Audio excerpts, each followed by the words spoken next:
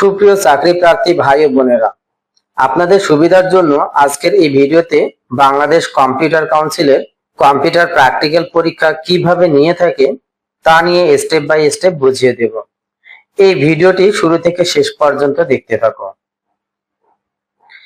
আপনারা অনেকেই জেনে থাকবেন যে বাংলাদেশ কম্পিউটার কাউন্সিল বিসিসি তাদের নিজস্ব টাইপিং সফটওয়্যারে টাইপিং নিয়ে থাকে।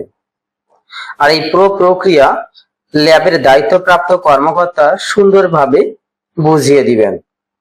তবে আমি আপনাদেরকে প্র্যাকটিক্যাল পরীক্ষায় যাওয়ার অনেক আগেই যেন সব ধারণা রাখতে পারেন, তার জন্য আজকের এই ভিডিওটা। চলুন তাহলে দেখা যাক। আমরা ল্যাবে প্রবেশের পরপরই এরকম কম্পিউটার স্ক্রিন দেখতে পাবো। এখানে বলা হয়েছে এক্সাম কোড এবং ক্যান্ডিডেট রোল নাম্বার দিয়ে লগ ইন করতে। তবে এক্সাম কোড আমাদের ল্যাবের যে দায়িত্বপ্রাপ্ত কর্মকর্তা থাকেন তিনিই বলে দিবেন। এরপর আমাদের এডমিট কার্ডের যে রোল নাম্বার আছে তা ক্যান্ডিডেট রোল নাম্বারের ঘরে বসিয়ে আমাদেরকে লগ ইন করতে হবে।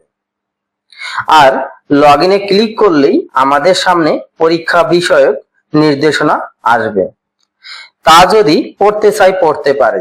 তারপর আমাদেরকে স্টার্ট ইংলিশ বাটনে ক্লিক করতে বলবে। তবে এই সফটওয়্যার শুধু বাংলা ও ইংরেজি এই দুই ধরনের টাইপিং করতে বলে থাকে। এখন যদি আমরা স্টার্ট ইংলিশ বাটনে ক্লিক করি তাহলে আমাদের সামনে ইংলিশ লেখার জন্য টেক্সট আসবে এবং সময় কাউন্ট শুরু হবে। আমরা সময়টা টেক্সট এর ঠিক উপরে এখানে দেখতে পাবো। আর যখন আমাদের টাইপিং এর সময় শেষ হয়ে যাবে এবং এই নির্দিষ্ট সময়ের মধ্যে আমাদেরকে নিচে এই সাবমিট বাটনে ক্লিক করতে হবে। আর আমরা যদি সাবমিট বাটনে ক্লিক না করি তাহলে কখনোই কাউন্ট হবে না। এরপর আবার আমাদের এখন বাংলা টাইপ করার জন্য গো ফর বাংলা এই বাটনে ক্লিক করতে বলবে এবং আমাদের আগের মতোই পরীক্ষার কিছু নির্দেশনা আসবে।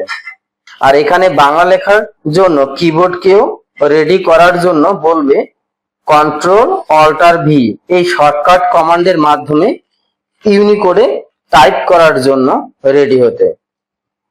এরপর এখন আমরা বাংলা লেখা শুরু করব।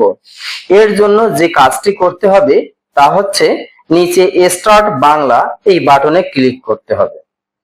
আমাদের সামনে সফটওয়্যারে বাংলা লেখা আসবে। এখন এই বাংলা লেখা হয়ে গেলেই আমরা কি করব, সাবমিট বাটনে ক্লিক করলে আমাদের এখান থেকেই প্র্যাকটিক্যাল পরীক্ষা শেষ হয়ে যাবে। আর এরপর ল্যাব কর্মকর্তা তার প্রয়োজনীয় ফর্মালিটি মেনটেন করার পর আপনাদেরকে কক্ষ ত্যাগ করতে বলবে এবং চলে আসতে পারবেন। আর এই ভিডিওটি থেকে আপনারা যদি উপকৃত হন তাহলে অবশ্যই লাইক, কমেন্ট ও শেয়ার করতে ভুলবেন না। আর আপনারা যদি চান পরের ভিডিওতে দেখাবো স্ট্যান্ডার্ড অ্যাপটিটিউড টেস্ট কি, কিভাবে প্র্যাকটিক্যাল নেওয়া হয় এবং এক্সেল এ কি কি সূত্র জানতে হবে এবং পাওয়ার পয়েন্টে কি কি করতে বলবে, এই বিষয়গুলো স্টেপ বাই স্টেপ প্র্যাকটিক্যালে দেখাবো। তাই ভিডিওটি দেখতে চাইলে কমেন্টে জানাবেন। Thank you for watching this video.